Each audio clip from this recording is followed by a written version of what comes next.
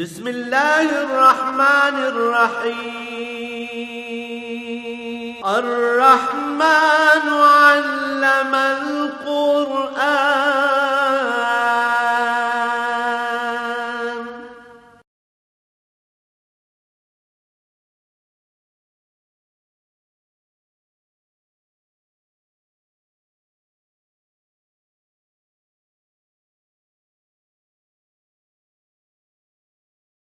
الحمد لله رب العالمين والصلاة والسلام على حبيبه محمد وآله وصحبه أجمعين. أعوذ بالله من الشيطان الرجيم. بسم الله الرحمن الرحيم. والله يدعو إلى دار السلام ويهدي من يشاء إلى صراط مستقيم. للذين أحسنوا الحسنى وزيادة ولا يرهق وجوههم قتر ولا ذلة أولئك أصحاب الجنة هم فيها خالدون. والذين كسبوا السيئات جزاء سيئة بمثلها وترهقهم ذلة ما لهم من الله من عاصم كأنما أغشيت وجوههم قطعا من الليل مظلما أولئك أصحاب النار هم فيها خالدون. ويوم نحشرهم جميعا ثم نقول للذين أشركوا مكانكم أنتم وشركاؤكم فزيلنا بينهم وقال شركاؤهم ما كنتم إيانا تعبدون فكفى بالله شهيدا بيننا وبينكم إن كنا عن عبادتكم لغافلين هنالك تبلو كل نفس ما أسلفت وردوا إلى الله مولاهم الحق وضل عنهم ما كانوا يفترون. اللهم سبحانك لا علم لنا إلا ما علمتنا إنك أنت العليم الحكيم.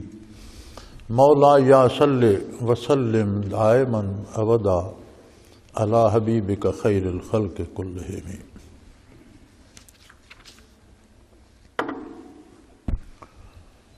واللہ یدعو الی دار السلام.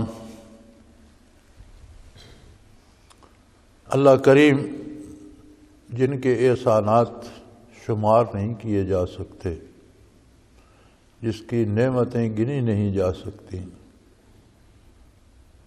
اور جس کی قدرت کاملہ کا ہر ذرہ گواہ ہے. کائنات میں عظمت الہی کی نشانیاں ہر طرف بکھری پڑی ہیں. یہ کائنات کا نظام، یہ سورج کا طلوع و غروب، یہ موسموں کا آنا جانا، بارشوں کا برسنا، کھیتیوں کا پکنا، ایک مربوط نظام ہے جو ایک لگے بندے اندازے کے تحت چل رہا ہے. سائنس نے بہت ترقی کی، بہت چیزیں دریافت کی، لیکن سائنس کی ہر دریافت عظمت الہی پہ گواہ بنتی چلی گئی. اب یہ گردش لیل و نہار، سورج اور زمین کے راستے چلنے کے، اگر ان میں ذرا بھی کمی واقع شروع ہوتی تو آج تک زمین سورج کے اتنے قریب چلی گئی ہوتی کہ جل کر راکھ ہو گئی ہوتی. اگر جب سے یہ کائنات گردش میں ہے ایک ایک لمحہ دور ہوتی جاتی تو آج سورج سے اتنی دور ہوتی کہ یخ ہو کر سرد ہو کر جم جاتی، اس پر زندگی کا نشان نہ ہوتا. کون ہے جو اتنے بڑے بڑے سیاروں ستاروں کو ان کی اپنی اپنی گردش پہ مضبوطی سے جمائے ہوئے؟ ان کے اوقات معین ہیں، ان کی رفتار معین ہے، ان کے فاصلے معین ہیں. ایک ایک ذرہ قدرت الہی کا امین ہے. ایک ایک قطرہ بارش کا اپنی جگہ پہنچتا ہے، ایک ایک ذرہ اس سے سیراب ہو کر عجیب و غریب چیزیں پیدا کرتا ہے جن کا کوئی نشان نہیں ہوتا. اب بارش ہوئی ہے تو جنگل پورے کو دیکھیں، سبزہ زار بنا ہوا ہے، ہر جگہ پھولوں کی بہار کھلی ہوئی ہے.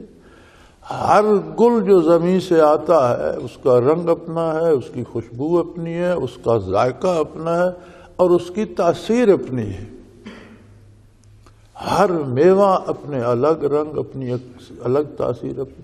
یہ سارا کچھ کیا ہے؟ یہی ذرات، اسی مٹی کے ذرات جنہیں آپ ایٹم کہہ لیں یا سیل کہہ لیں، مختلف نسبت سے ملتے ہیں تو مختلف چیزیں بنتی ہیں۔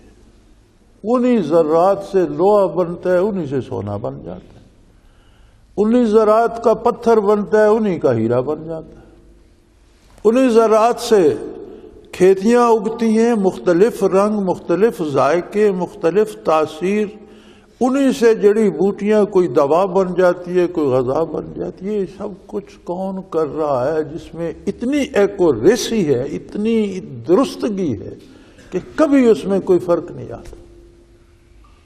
کیا یہ عظمت باری کو جاننے کے لیے کافی نہ تھی؟ شاید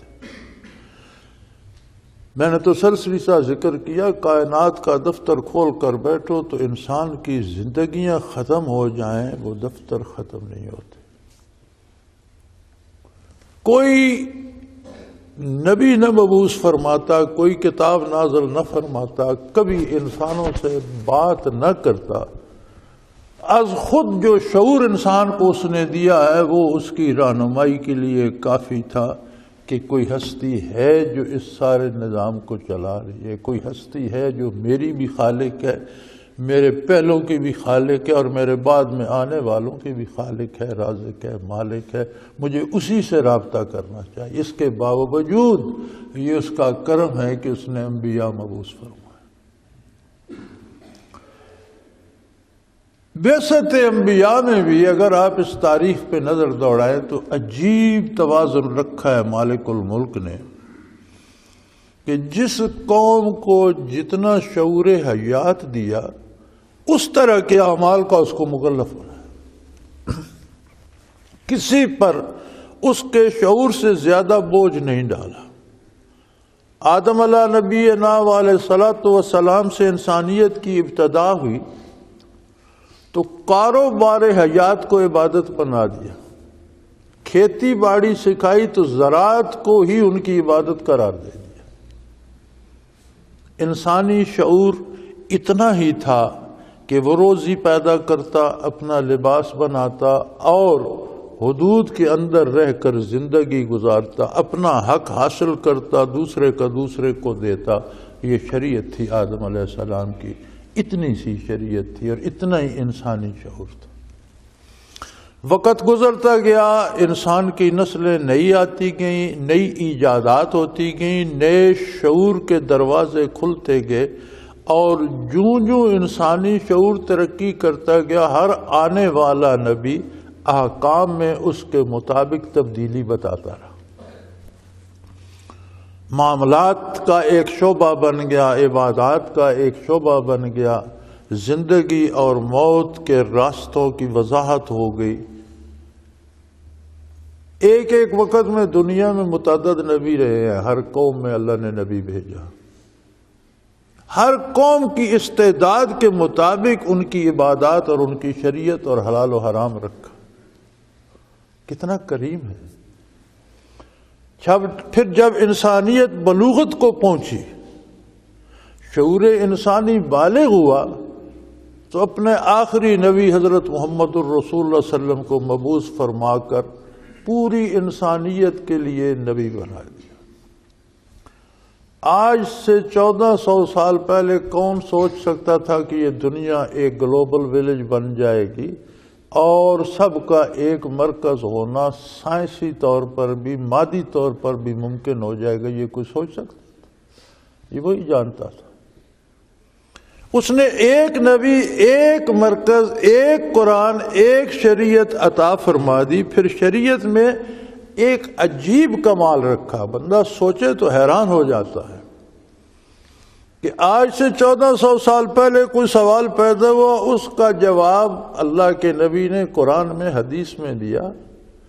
قیامت تک انسانیت میں جو سوال پیدا ہوگا اس کا جواب قرآن اور حدیث میں موجود ہوگا۔ انسانی دماغ، انسانی شعور نے بڑی ترقی کی۔ پھر ملکوں اور قوموں کے چنے ہوئے لوگ ان کی قیادت بنتے ہیں، اسمبلیوں میں آتے ہیں۔ پھر وہ اس اپنی قوم کے لیے ایک بڑا سوچ سمجھ کر بحث کر کے باتیں کر کے وقت لگا کر ایک قانون ایک اصول طے کرتے ہیں. جب وہ بن جاتا ہے تو پھر اس میں امینڈمنٹس آنا شروع ہو جاتی ہیں کہ نہیں یار اس میں یہ کمی ہے، اس میں یہ ہونا چاہیے. جب نافذ ہوتا ہے عملاً تو امینڈمنٹس آنا شروع ہو جاتی ہیں، اور پھر کچھ لوگ خوش ہوتے ہیں، کچھ رو رہے ہوتے ہیں نہیں ہونی چاہیے، کچھ کہہ رہے ہیں ہونی چاہیے.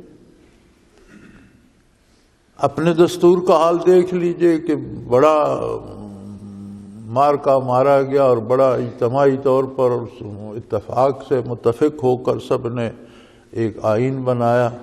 تو اب 20 تک تو امینڈمنٹس آ چکی ہیں، 5-6 تو میرا خیال ہے بھٹو صاحب کے زمانے میں ہی ہو گئی تھی.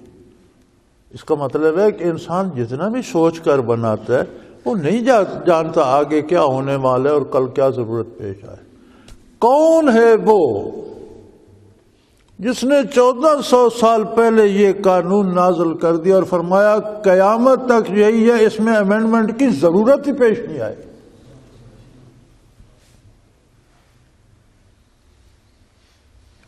انسان کتنی ترقی کر جائے، سائنس کتنی ترقی کر جائے، اس کی ضرورتیں نہیں بدلتی. بنیادی انسانی ضروریات میں کوئی تبدیلی نہیں ہوتی. ہر بندے کو کھانے کی ضرورت ہے، سونے کی ضرورت ہے، لباس کی ضرورت ہے، روزگار چاہیے، گھر چاہیے، اولاد چاہیے، مکان. ہر بندے کی ضرورتیں وہی ہیں. اگر بدلے ہیں تو 14 صدیوں میں ضرورتیں پوری کرنے کے ذرائع بدلے، تکمیل ضرورت کے ذرائع بدلے. ضرورتیں وہی ہیں. جو نیند 1400 سال پہلے آتی تھی آج بھی آتی ہے، جو بھوک 1400 سال پہلے لگتی تھی آج بھی لگتی ہے، جو لباس کی ضرورت آج سے ہزاروں سال پہلے تھی آج بھی ہے، آئندہ بھی رہے گی. اس سارے توازن کو دیکھ کر اس مالک ملک نے ایک دستور بنا دیا. مزے کی بات یہ ہے کہ دنیا میں سب سے آسان ترین طرز حیات، تکلفات سے پاک، الجھنوں سے پاک، اور ہر طرح کے جھگڑے اور فساد سے پاک بہترین اور آسان طرز حیات اسلام ہے. اور یہ بھی یاد رکھیے کسی بھی کام کو کرنے کا جو صحیح طریقہ ہوتا ہے وہ سب سے آسان ہوتا ہے. جتنے غلط طریقے ہوتے ہیں وہ اس سے مشکل ہوتے ہیں. تو زندگی کرنے کا آسان اور سہل ترین طریقہ اسلام ہے.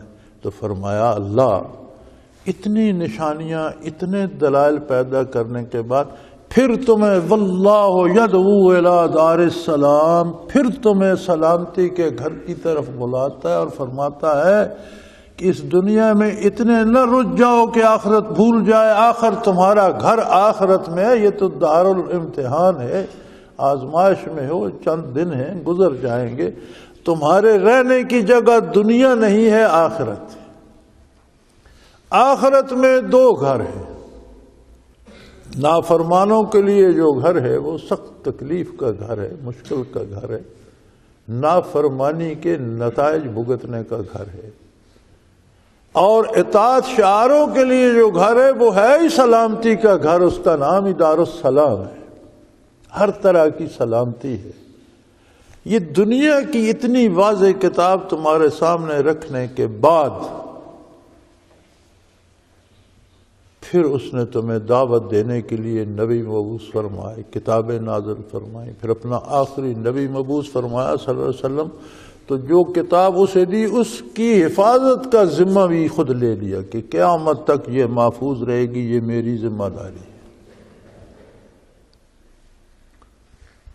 قرآن کی حفاظت کا مطلب یہ ہے کہ یہ نہیں کہ صرف قرآن کے الفاظ نہیں بدلیں گے. قرآن رہے گا، قرآن کو ماننے والے رہیں گے، قرآن کو سمجھنے والے رہیں گے، قرآن کو سمجھانے والے رہیں گے.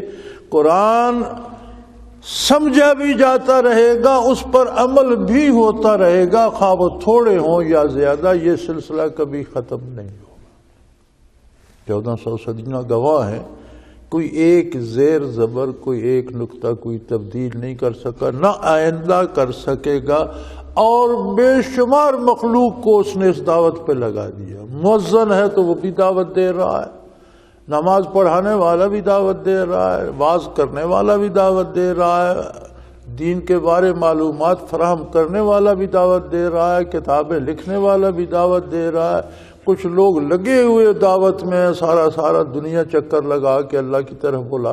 ایسا نظام اس نے بنا دیا کہ کوئی لمحہ نہیں کہ کسی انسان کے کان میں وہ آواز نہ پڑ رہی ہو کیا وہ اللہ کی طرف۔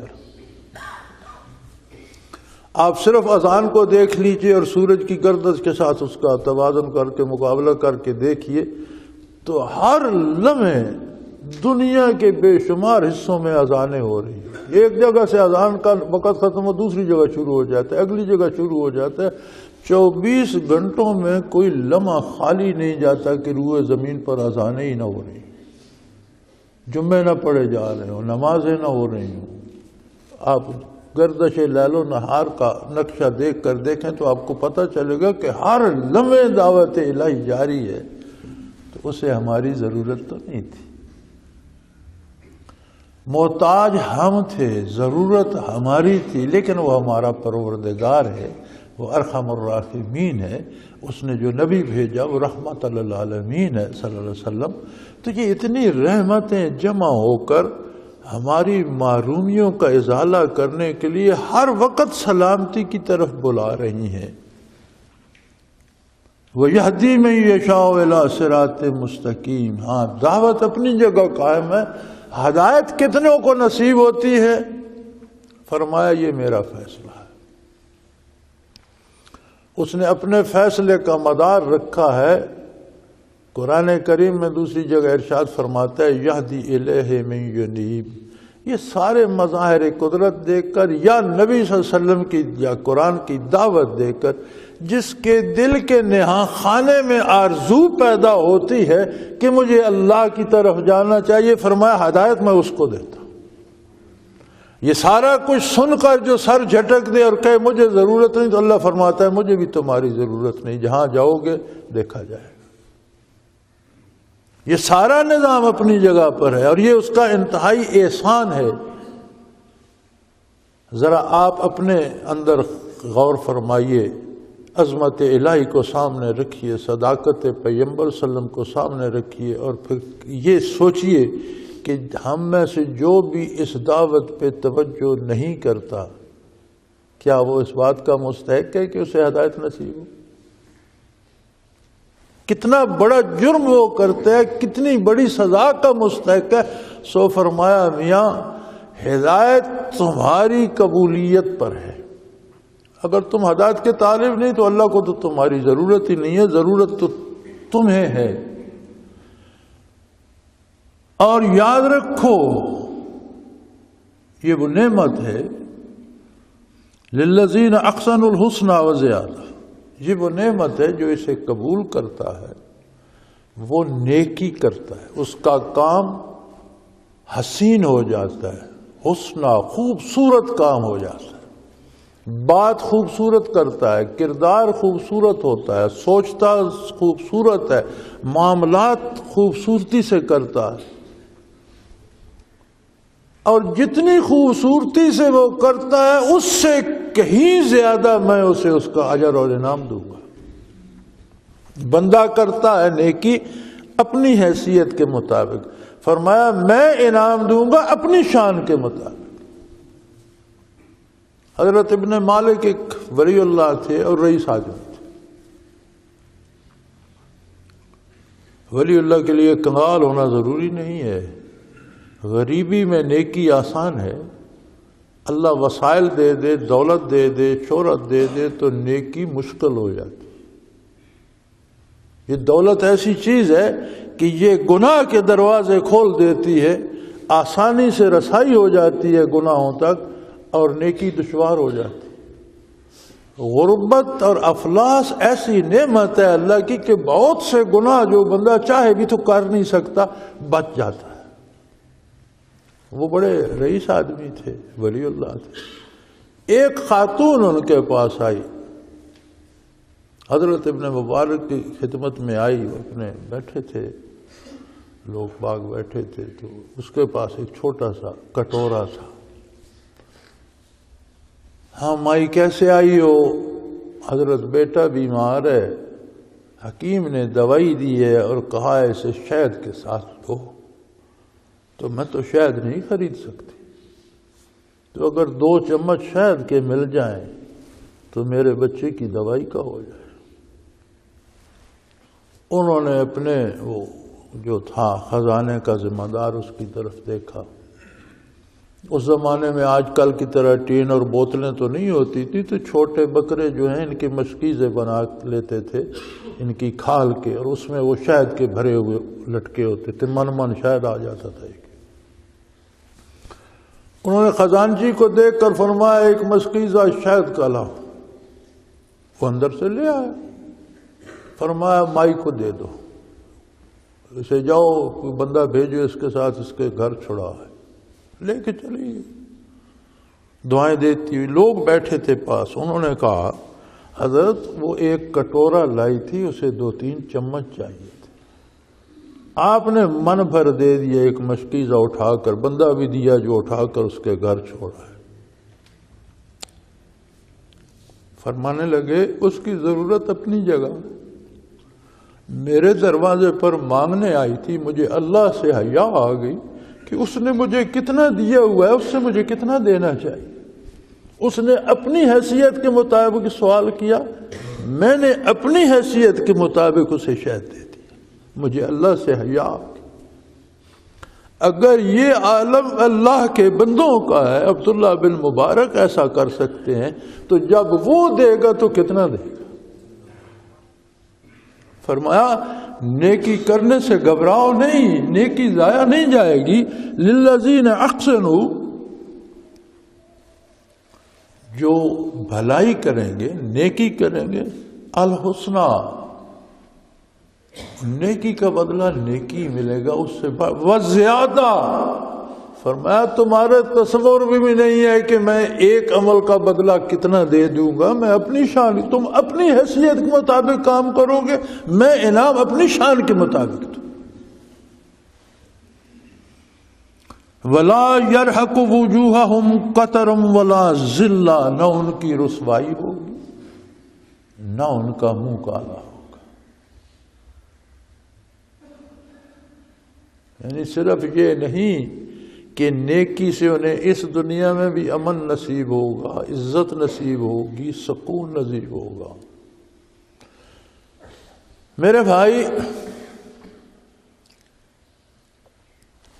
نمرود نے آگ جلا دی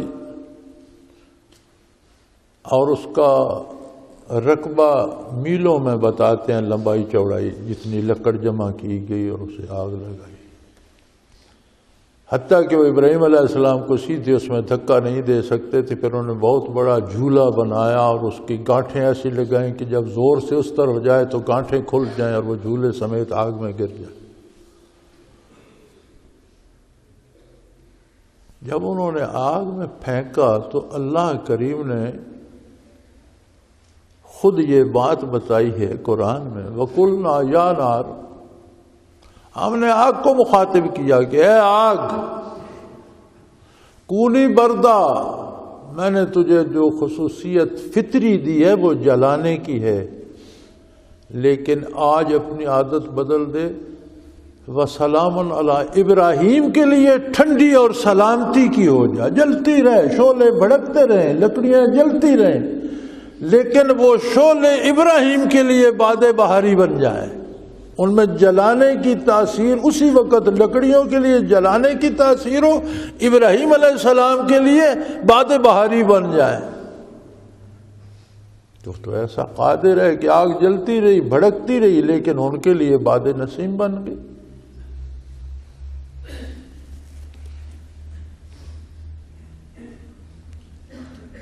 تو فرمایا نیکوں کے لیے کوئی دکھ تکلیف نہیں رہے گی، عرصہ معاشر بہت مشکل ہوگا، 50,000 سال کا ایک دن ہوگا، اور جو قرآن کریم میں آتا ہے کہ فرمایا ان یوما عند ربک کالف سنہ، تمہارے 1000 سال کے برابر اللہ کے نزدیک ایک دن ہے۔ اگر ایک دن 1000 سال کا ہے تو 50,000 سال کے کتنے دن اور پھر کتنی میعاد بنتی ہے؟ تو یہ ایک دن عرصہ معاشر کا ہوگا۔ فرمایا ایک طرف لوگوں کو بہت مشکلات ہوں گے اور دوسری طرف ایک لمحہ معلوم ہوگا کہ ابھی آئے تھے، اٹھے تھے قبر سے، بھی اللہ نے جنت بھیج دیا، یا پل بھر میں گزر گیا۔ تاثیر تو اس کے پاس ہے نا۔ فرمایا نہ ان کا منہ کالا ہوگا اور نہ انہیں رسوا ہونا پڑے گا۔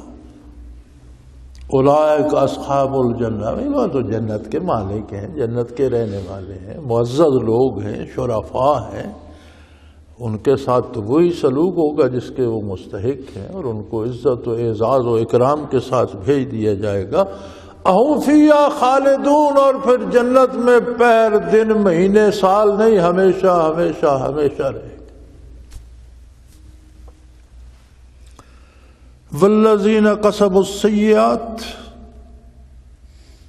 نیکوں کی نیکی تو کئی ہزاروں گنا لاکھوں گنا بڑھا کر اجر دیا، لیکن جو لوگ برائی کریں گے، میری دعوت کو قبول نہیں کریں گے، میرے پیغمبر کا اتباع نہیں کریں گے، جو دنیا میں من مانیاں کریں گے، میری اطاعت نہیں کریں گے، ان کو اتنی ہی سزا دوں گا جتنی انہوں نے برائی کی ہے۔ لیکن ایک بات یاد رکھیے، میزان بدل جاتا ہے نا۔ جہاں ہم نے 1 گھنٹہ گناہ کیا، نافرمانی میں گزارا، عرصہ معاشر میں وہ گھنٹہ اس حساب سے ہوگا نا۔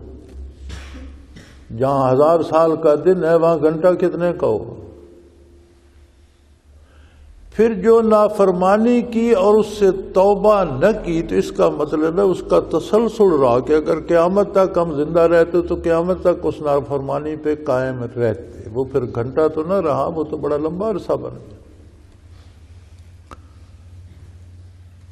تو فرمایا جو یہاں برائی کرتا ہے اس کی برائی کی سزا تو اتنی ہی دوں گا جتنی اس نے برائی کی، لیکن دنیا کا عرصہ کتنا ہے اور اس کے مقابلے آخرت ہمیشہ ہمیشہ کے لیے، اس حساب سے جمع تفریق نکالو تو حقبات گزر جائیں گے۔ حقبہ 100 صدی کو کہتے ہیں، صدی 100 سال کی ہوتی ہے۔ جہنمیوں کے لیے حقبہ کئی صدیاں، ہزاروں صدیاں گزر جائیں گی جہنم۔ وَتَرْحَقُهُمْ ذِلَّةٌ، اور ان کے چہروں پر ذلت چھائی ہوگی۔ مَا لَهُم مِّنَ اللَّهِ مِنْ عَاصِمٍ، اب اللہ سے تو انہوں نے نافرمانی کر کے بگاڑ لی، کوئی ایسی ہستی نہیں ہوگی جو اللہ کے عذاب سے انہیں بچا سکے۔ کَأَنَّمَا أُغْشِيَتْ وُجُوهُمْ قِطْعًا مِّنَ اللَّيْلِ مُظْلِمًا، ان کے چہرے ایسے ہو جائیں گے جیسے کسی نے سیاہ ترین رات کے ٹکڑے کاٹ کر ان کے چہروں پہ مل دیے۔ اولئک اصحاب النار، یہ لوگ دوزخ کے رہنے والے ہوں گے۔ ہم فیہا خالدون، رہنا انہیں بھی ہمیشہ پڑے گا، چونکہ انسان اس کا وجود عالم خلق سے ہے، مٹی آگ ہوا پانی سے ہے، لیکن اس کی روح عالم امر سے ہے۔ عالم خلق پر فنا ہوگی، عالم امر کے لیے فنا نہیں ہے، وہ ہمیشہ کے لیے۔ تو جب روح کا تعلق جن ذرات سے قائم ہوا، جب تک روح رہے گی وہ ذرات بھی رہیں گے۔ لہذا انسان کی موت اس کی زندگی کی ابتدا ہے۔ موت کو سمجھا ہے غافل اختتام زندگی ہے، یہ شام زندگی صبح دوام زندگی۔ زندگی تو یہاں سے شروع ہوتی ہے، یہ تو ابتدائی آزمائشی دور تھا جو دنیا میں ہم نے بسر کیا۔ اس سے جو کامیاب ہو کے نکلا زندگی تو وہاں شروع ہوگی، یا جو ناکام ہوا اس کی زندگی بھی وہاں شروع ہوگی۔ جب آنکھ بند ہوگی تو آنکھ کھل جائے گی۔ تو فرمایا ان کے چہروں پہ ذلت و رسوائی ہوگی اور اس قدر سیاہ ہو جائیں گے جیسے کسی نے تاریک راتوں میں سے ٹکڑے کاٹ کر ان کے چہروں پہ مل دیے ہوں، اور وہ دوزخ میں رہیں گے اور ہمیشہ ہمیشہ رہیں گے۔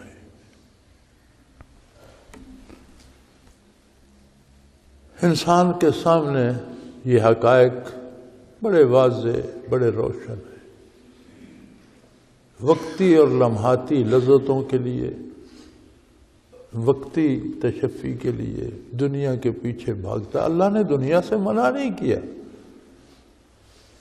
انسانوں کے لیے ہی بنایا۔ خلق لکم ما فی الارض جميعا، جو کچھ ہے زمین پر سب تمہارے لیے ہے، لیکن اس کے استعمال کرنے کا طریقہ وہ اس کرو جو اللہ نے بتایا۔ جس کی کائنات ہے اس نے جو سلیقہ بتایا اس طریقے سے استعمال کرو، شادی کرو، گھر بناؤ، دولت کو حلال وسائل سے کماؤ دولت، اچھے گھر بناؤ، اچھی گاڑیاں رکھو۔ جو دولت پاس ہے وہ اللہ کا مال ہے، اس میں سے 2.5% زکوٰۃ دو غریبوں کو، باقی تمہارا مال ہے، کھاؤ، حلال کماؤ، طیب کر کے کھاؤ، اچھا پہنو، شادی کرو، اولاد ہو، ماں باپ کی خدمت کرو، بہن بھائیوں کو پالو، قوم اور ملک کی خدمت کرو، لیکن طریقہ وہ ہو جو اللہ نے بتایا، انداز وہ ہو جو اللہ کے رسول نے بتایا، تو یہ ساری عبادت ہے، تمہاری ساری نیکی ہے۔ جہاں جہاں سے چھوڑتے جاؤ گے وہ نافرمانی بنتی جائے گی۔ اب خود اندازہ کر لو، ہر بندہ اپنا کردار دیکھ سکتا ہے کہ دن بھر میں نے کتنا اطاعت کتنی کی ہے اور نافرمانی کتنی کی ہے۔ وَيَوْمَ نَحْشُرُهُمْ جَمِيعًا ثُمَّ نَقُولُ لِلَّذِينَ أَشْرَكُوا مَكَانَكُمْ أَنْتُمْ وَشُرَكَاؤُكُمْ۔ میرا خیال ہے وقت ہمارا ساتھ چھوڑ گیا، انشاءاللہ یہ آیہ کریمہ اگلے جمعے پہ اللہ نے توفیق دی زندہ رہے تو۔ وآخر دعوانا ان الحمدللہ رب العالمین۔ اللہ اللہ اللہ اللہ اللہ اللہ اللہ اللہ۔ حضرت امیر محمد اکرم آوان مد ذلہ العالی دارالعرفان منارہ ضلع چکوال میں سالہ سال سے قرآن و حدیث کے اوپر خطابات کر رہے ہیں اور سلسلہ نقشبندیہ اویسیہ کے مطابق لوگوں کو ذکر الہی کی تربیت دے رہے ہیں۔ وہ قرآن پاک کی تفسیر ترتیب وار بیان کر رہے ہیں۔ تفسیر قرآن کو وہ موجودہ ملکی اور بین الاقوامی حالات کے مطابق بیان کرتے ہیں۔ موٹر وے سے کلر کہار کے انٹرچینج سے نکلتے ہوئے، کلر کہار کی جھیل سے ہوتے ہوئے، میانی، بوچھال اور نور پور سے گزرتے ہوئے دارالعرفان منارہ پہنچ سکتے ہیں۔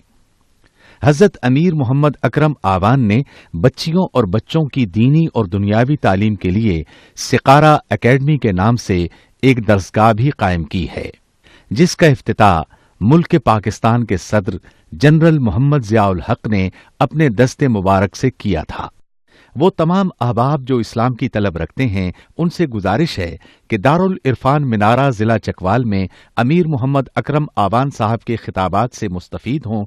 وہ ہر جمعے کو نماز سے پہلے بیان فرماتے ہیں۔ ہر ماہ کی پہلی اتوار کو ماہانہ اجتماع ہوتا ہے جس میں آپ خصوصی خطاب فرماتے ہیں اور پاکستان کے چاروں صوبوں سے احباب اس اجتماع میں شرکت کرتے ہیں۔